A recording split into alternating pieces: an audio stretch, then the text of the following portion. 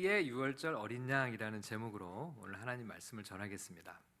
류모세라는 분이 쓰신 열린다 성경이라는 책에 현대 이스라엘인들이 유월절을 어떻게 지내는지에 대한 설명이 있어요.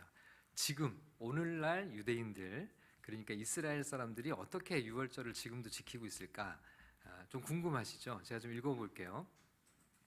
이스라엘은 아이들의 천국이다. 일단 학교에서 내주는 숙제가 별로 없고 휴일이 무척 많기 때문이다. 이제 신기하죠. 이스라엘은 전 세계에서 노벨상 수상자를 가장 많이 배출한 민족인데요. 그런데 학교에 가면 숙제가 별로 없대요. 그리고 휴일이 무척 많대요. 아이들을 힘들게 하는 사교육도 거의 없대요. 성경에 나오는 모든 절기들은 현대 이스라엘의 명절로서 법정 공휴일이기도 하고요. 자, 이 중 유월절 명절이 되면, 그러니까 이제 이번 주 요 때가 이제 된 거죠. 지금 이스라엘에서는 어떤 일이 벌어지는가? 유월절 명절이 되면요, 3주간의 긴 휴일이 이어진답니다. 이 정도면 거의 방학과 진배 없으며 이스라엘의 최고 명절이라 부를 만하다. 웬만한 직장도 유월절에는 2주 정도의 휴일을 갖는데요. 그러니까 휴가 보내면서, 오늘 우리 같은 크리스찬이라면 휴가 보내면서 유월절을 맞이하는 거죠. 웬만한 직장도 유월절과 무교절로 이어지는 절기가 기본적으로 일주일간 이어지고, 유월절을 앞두고 집안에 있는 누룩을 제거하는 별도의 시간으로 일주일이 주어집니다. 무슨 누룩을 제거하는데 일주일이나 걸릴까, 이런 의구심이 들기도 하겠지만 거기 상황을 좀 보면 이해가 돼요. 유월절을 앞두고 대부분의 이스라엘 가정에서는 온 집안을 한바탕 뒤집어 엎는 대청소를 한답니다. 일단 물에 들어가서 부풀려지는 곡물은 모두 다 제거해야 되는데, 평소 아침에 식사 대용으로 먹는 그 시리얼 조각 있죠? 시리얼 조각도 구석구석 떨어져서 혹시라도 녹 밑에 들어가 있으면 그것도 다 찾아서 제거를 하는 거예요. 쇼파, 장롱, 자리를 옮겨가면서 구석구석 있는 누룩이라고 하는 누룩이 들어간 그 것들은 정말 불을 켜고 눈에 불을 켜고 찾는데요. 그래서 어떤 사업도 있냐면, 이 현대 유대인들이 너무 바쁘니까 돈을 주면 이제 누룩을 제거를 대행해 주는 그런 청소 업체들도 있을 정도라고 그래요. 이 정도 집안 대청소를 하려면 충분히 일주일 이상은 걸리겠죠. 여러분, 누룩이 뭐죠? 영어로는 이스트라고 하는 이 누룩, 발효를 돕는 재료죠. 빵 반죽에 누룩이 들어가면 이 숙성 과정에서 빵이 부풀어 오르죠. 술을 빚을 때도 빠질 수 없는 것이 이 누룩인데요. 그럼 왜 유월절을 앞두고 이스라엘 백성들이 이렇게 누룩을 제거하려고 애를 쓸까요? 유월절과 함께 이어지는 이 무교절, 일주일 동안에는 일절 누룩이 들어간 음식을 먹어서는 안 된다고 성경이 말씀하고 있어요. 여러분, 이스라엘에 유학을 하셨던 어느 교수님이 유월절과 관련해서 들려주신 재미난 이야기가 있어요. 가정집이야 이렇게 열심히 청소를 해서 누룩을 없애면 되는데, 그럼 슈퍼마켓 같은 곳은 어떻게 해야 되는가, 이 질문이 들죠. 청소는 한다 치지만 이 매장에 누룩이 들어간 제품들이 잔뜩 진열이 되어 있는데 그걸 다 없애야 되잖아요. 그래서 이제 만들어낸 꼼수가 있어요. 유대인이 아닌 다른 외국인과 계약서, 가짜 계약서를 쓴다고 그래요. 슈퍼마켓을 1달러에 파는 거예요. 물론 유월절이 끝날 때까지만. 유월절 기간 동안에만 주인이 유대인이 아니고 이방인이 되는 거죠. 그 사람은 유월절 안 지켜도 되잖아요. 종종 한국인 유학생들도 명의를 빌려주고 유월절 기간에만 이 슈퍼마켓 주인이 되는 거예요. 그리고 이제 물론 그 기간에는 누룩이 들어간 제품은 절대 팔지는 않아요. 주인이 이방인이니까 매장에 누룩이 들어간 제품을 전부 치울 필요도 없고, 바닥에 혹시 떨어져 있는 작은 조각을 다 찾아야 되는 부담도 덜 수 있는 거죠. 그만큼 지금도 이스라엘 사람들은 이 유대인의 명절, 최고의 명절인 유월절을 이렇게 중요하게 지키고 있다고 그래요. 여러분, 오늘 우리가 살펴볼 본문의 말씀이 이 유월절을 배경으로 하고 있는데요. 자, 오늘 본문 마가복음 14장 12절 말씀을 같이 한번 읽어보겠습니다. 시작. 무교절의 첫날 곧 유월절 양 잡는 날에 제자들이 예수께 여짜오되 우리가 어디로 가서 선생님께서 유월절 음식을 잡수시게 준비하기를 원하시나이까 하매. 여러분 여기 보니까 오늘 사건이 일어난 이 날이 무교절 첫째 날에 곧 유월절 양을 잡는 날 이렇게 소개가 되어 있어요. 여러분 성경 시대의 유대인들의 시간은 우리 오늘날과 좀 개념이 다르다고 했어요. 유대인들의 하루 시작은 언제죠? 해질녘입니다. 해질녘. 저녁부터 하루가 시작이 돼요. 그러니까 대략 하루 6시 정도가 되면 이제 그날이 새 날이 이제 시작이 되는 겁니다. 유대인의 안식일은 그러면 언제부터 시작인가요? 유대인은 토요일이 안식인데 토요일 아침부터 자정부터가 아니고 사실은 금요일 저녁 6시 정도부터면 안식일이 시작이 되는 거죠. 그리고 토요일 저녁에 끝이 나요. 자, 우리도 만약에 이 성경 시대의 시간 계산법을 그대로 적용하면 주일이라고 하면 언제부터일까요?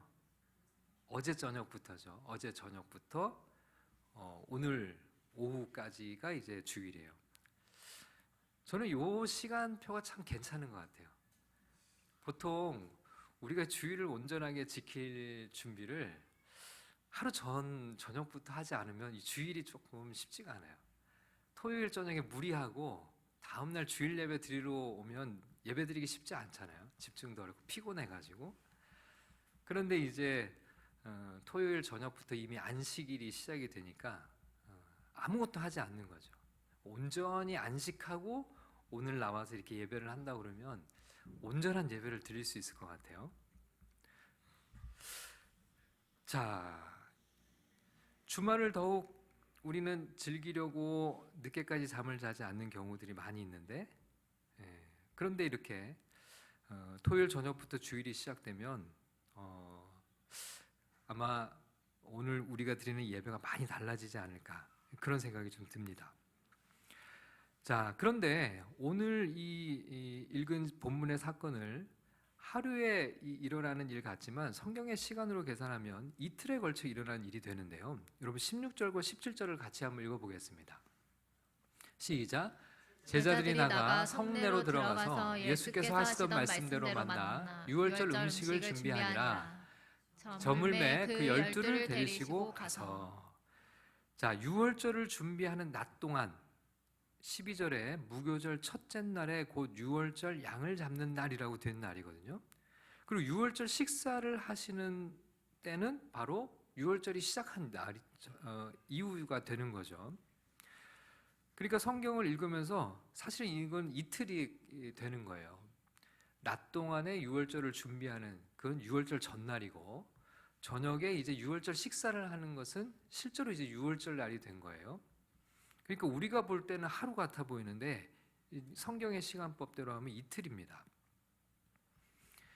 자, 특별히 유월절이 언제 시작이 되냐면 목요일 저녁에 시작이 돼요. 이번 주가 이제 되는 거죠. 이번 주 목요일 저녁이 유월절이 시작이고, 그런데 성경에 보면은 이 유월절부터 예수님이 돌아가시고 하는 요 짧은 하루 동안의 기록이 되게 많이 시간 분량이 기록이 되어 있어요. 예수님께서 십자가를 지시기 전, 그러니까 예수님께서 입성하셔서 낮에는 예루살렘에서 활동을 하셨다가 저녁이 되면 베다니로 가셔서 주무시는데, 근데 이 유월절 날은 정반대로 기록이 되어 있어요. 그럼 12절부터 15절까지를 한번 같이 읽어보겠습니다. 시작. 무교절의 첫날 곧 유월절 양 잡는 날에 제자들이 예수께 여짜오되 우리가 어디로 가서 선생님께서 유월절 음식을 잡수시게 준비하시기를 원하시나이까 하매. 예수께서 제자 중에 둘을 보내시며 이르시되 성내로 들어가라. 그리하면 물 한 동이를 가지고 가는 사람을 만나리니 그를 따라가서 어디든지 그가 들어가는 그 집 주인에게 이르되 선생님의 말씀이 내가 내 제자들과 함께 유월절 음식을 먹을 나의 객실이 어디 있느냐 하시더라. 그리하면 자리를 펴고 준비한 큰 다락을 보이리니 거기서 우리를 위하여 준비하라 하시니. 자, 여기 보시면 두 명의 제자에게 성 안으로 들어가라 이렇게 말씀을 하세요. 그러니까 유월절을 준비하시면서 유월절이 시작되기 전날 오후에 성 안으로 들어가라 말씀하시고, 거기서 물동이를 메고 오는 사람을 만나면 그를 따라가라 말씀하시고, 그 사람의 주인을 만나면 예수님의 말씀을 전하면서 자리를 깔아서 준비한 큰 다락방을 보여줄 것인데 거기서 유월절 만찬을 준비하라고 얘기를 하십니다. 그리고 17절 말씀을 다시 한번 읽어보겠습니다. 17절입니다. 시작. 저물매 그 열두를 데리시고 가서. 자, 저물었어요. 그러면 이제 유월절이 시작이 된 겁니다. 그리고 어디로 가셨나요? 그 두 명의 제자들을 먼저 성 안으로 들어보내서 유월절을 준비하라고 하셨죠. 그리고 예수님께서 이 저녁 때 유월절이 시작이 되니까 예수님도 제자들과 함께 예루살렘 안에 준비된 그 처소로 들어가신 거예요. 이 성은 바로 예루살렘이고, 이번에는 유월절 전까지는 예수님께서 예루살렘에서 낮 동안의 시간을 보내시고 해가 질 때가 되면은 베다니로 가셔서 주무셨는데요. 이번에는 좀 달라요. 낮 동안에 베다니에 계시다가 이제 저녁 때가 될 쯤 예루살렘 안으로 들어가셨습니다. 왜냐하면 유대인들은 유월절을 예루살렘에서 보내야 됐어요. 그래서 이번에는 예수님도 베다니에서 주무시지 않고 유월절을 지키기 위해서 예루살렘에 마련된 객실에서 유월절 만찬을 이제 하게 되신 거예요. 자, 여기서 이 유월절에 목요일 저녁에 최후의 만찬을 하시고 대제사장들과 율법학자들과 장로들이 보낸 무리에게 잡혀가시죠. 그러니까 목요일 밤부터 금요일 새벽까지 모진 고문과 신문을 당하시고 재판을 받고 이른 새벽에 사형을 언도받게 됐죠. 그리고 이제 골고다 언덕까지 십자가를 지고 가시게 되고, 금요일, 그러니까 아직은 유월절이 이제 진행되고 있는 유월절 오전 9시경에 십자가에 못 박히시죠. 그리고 오후 3시경에 돌아가시게 됩니다. 이것이 바로 성경에 기록된 유월절 하루 동안에 일어난 예수님의 순환 사건에 관한 내용들이에요.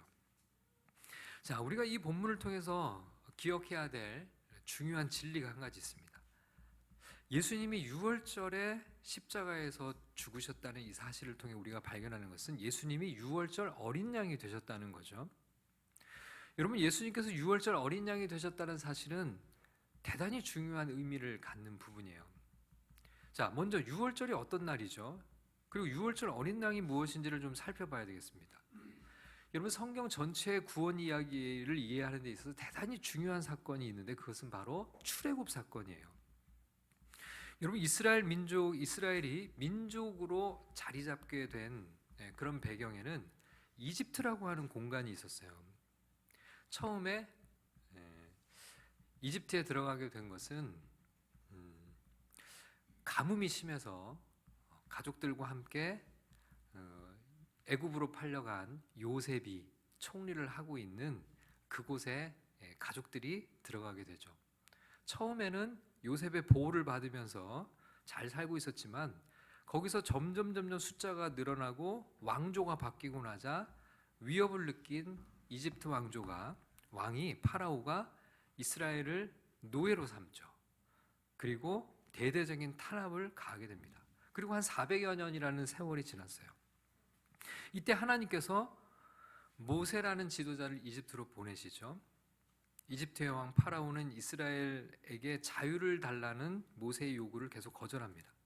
이때 하나님께서 10가지 재앙을 이집트에 내리시죠. 그리고 그 마지막 재앙이 그 땅의 모든 장자, 곧 첫 번째 태어난 소생은 사람과 짐승을 불문하고 전부 하룻밤에 하나님이 죽이시겠다고 경고하셨어요. 그때 이제 유대인들도 예외는 아니었습니다. 그런데 하나님께서 유대인들에게는 피할 수 있는 예외적인 방법을 알려주시죠. 그 방법이 뭐였습니까?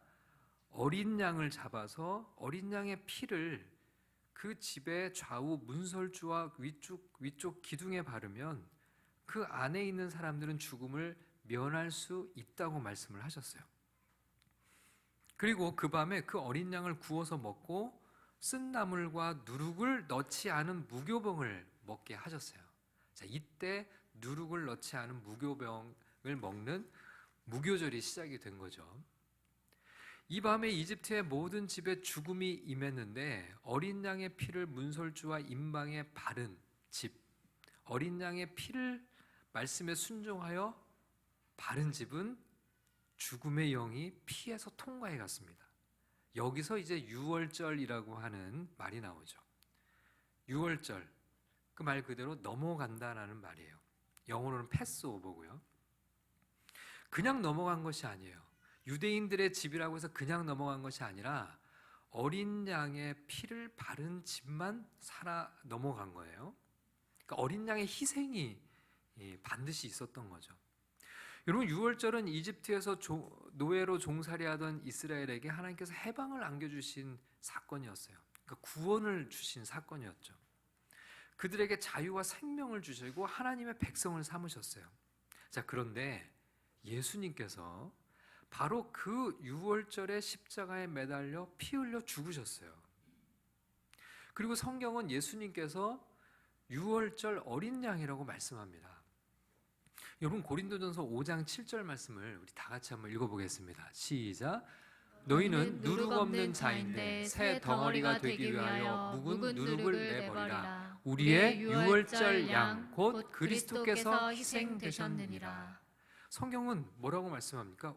그리스도를 가리켜서 우리의 유월절 어린 양이라고 말씀하고 있어요.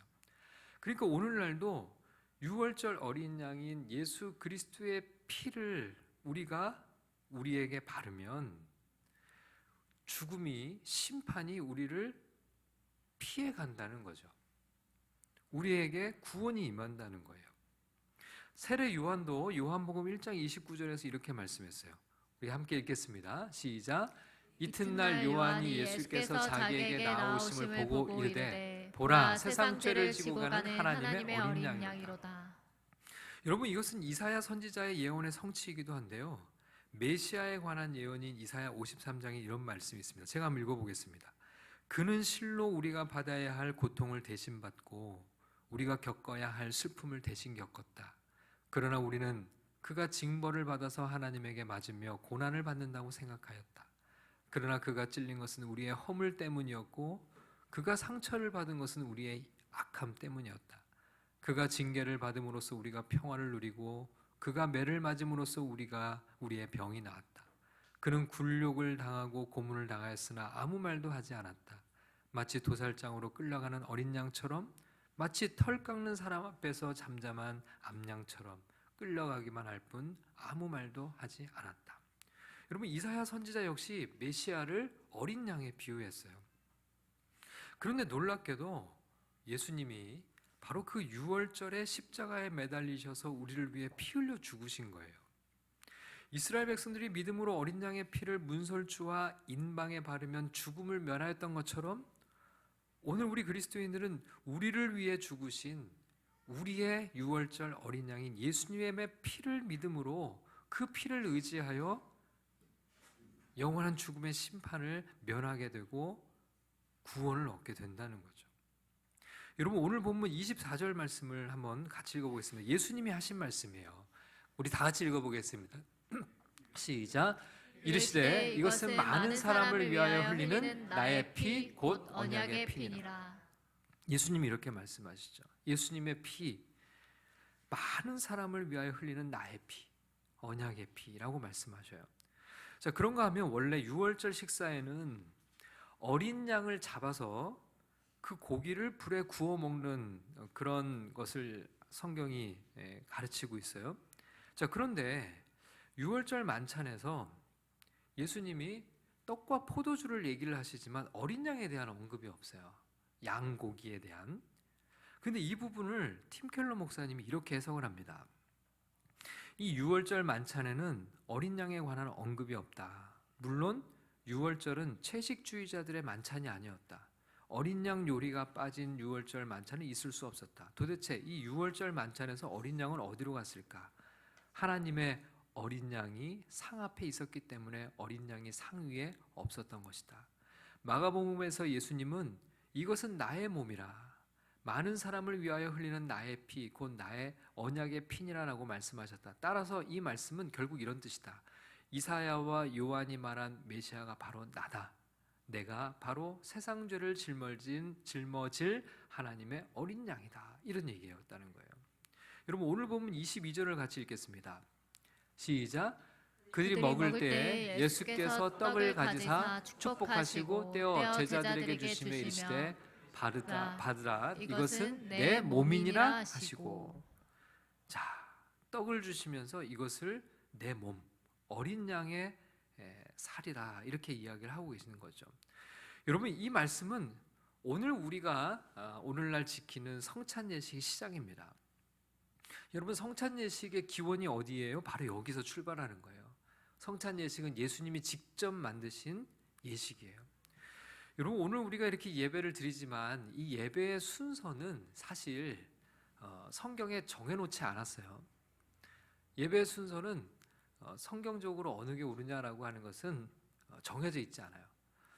그래서 대표 기도를 하냐 마냐, 성가대 순서가 있느냐, 예배 순서 설교를 어디에 넣느냐 이런 것은 그냥 우리가 어떻게든 조정을 해서 만들어도 그거는 뭐 얼마든지 가능한 것이고 또 그렇게 해도 돼요. 우리 인간들이 그것을 하나님 앞에 예배 드릴 때 우리가 짠 순서입니다. 자, 그런데 성찬 예식은 예수님이 직접 만드신 예식이에요. 직접 우리에게 이것을 해라, 이것을 지켜라 이렇게 행하신 그런 예식입니다. 자, 그러면 오늘날 우리 그리스도인들은 왜 유월절은 지키지 않을까? 이 오늘날도 뭐 안상홍 증인회 같은 그다음에 신천지 같은 뭐 이런 곳에서는 그런 이단들은 유월절을 왜 오늘날 교회가 한국 교회가 정통 교회라고 하면서 유월절을 지키지 않냐? 왜 말씀을 믿는다고 하면서도 성경은 유월절을 지키라고 그랬는데 왜 지키지 않냐? 이런 이야기들을 해요. 그것은 성경을 잘 몰라서 하는 말입니다. 여러분 예수님께서 유월절 어린 양이 되셨어요. 이제는 예수님의 피로 새 언약을 우리가 맺게 되었습니다. 그래서 우리는 이제 성찬 예식을 통해서나 또 이렇게 주일 예배를 통해서 예수님이 오늘 우리의 유월절 어린 양이 되셔서 이제는 예수 그리스도와 새 언약을 우리는 맺게 된 거예요. 그리고 그 언약을 기념하게 되는 것입니다. 그래서 우리는 성찬 예식에 참여할 때마다 우리를 위해 피 흘려 죽으시고 우리에게 생명을 주신 예수 그리스도를 기억하며 감사하는 것이지, 예수님 이전의 유월절을 우리가 다시 지킬 필요가 없는 거예요. 예수님이 유월절의 완성이 되셨고 예수님이 바로 우리의 유월절 어린 양이 되셨기 때문에 이제는 구약의 유월절이 아니라 예수 그리스도의 살과 피를 떼고 먹고 마시며 예수님을 기억하며 우리는 살아가면 되는 거예요. 자, 두 번째로 기억할 것은 유월절 어린 양이 되신 예수님은 전지전능하신 하나님이라는 것을 우리가 기억해야 돼요. 그냥 단순한 사람이 아니었다는 거죠. 여러분 예수님은 우리가 믿고 고백하는 것처럼 전지전능하신 하나님이세요. 여러분 제자들이 예수님께 유월절 만찬을 어디에서 준비해야 합니까? 라고 물었을 때 예수님께서는 성 안으로 들어가면 물동이를 메고 오는 사람을 만날 것이다.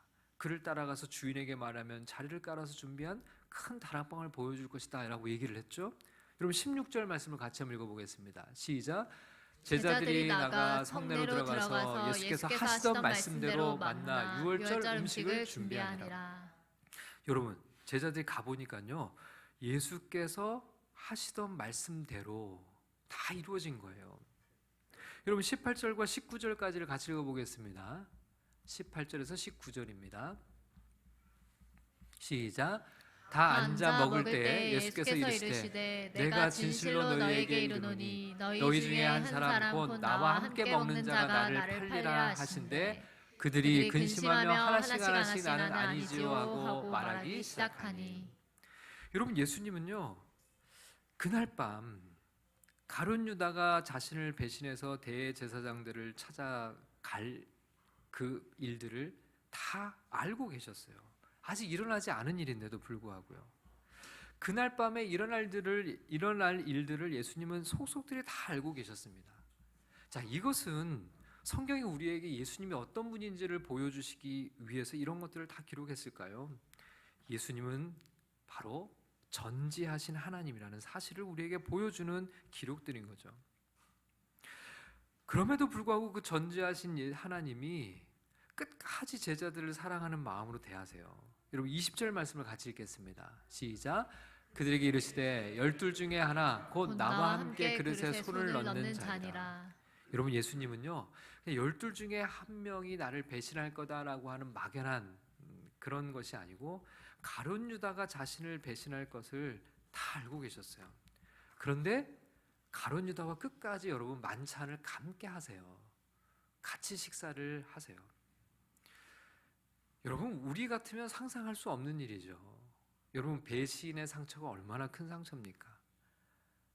그 사람이랑 함께 한 식탁에서 식사를 한다는 것 상상이 잘 가지 않죠. 생각만 해도 밥맛이 싹 사라질 것 같아요. 그런데 예수님은요 가룟 유다가 자신을 배신할 것을 다 아세요. 그런데 같은 대접에 함께 빵을 적셔 먹을 만큼 가까이 가룟 유다 곁에서 만찬을 하셔요.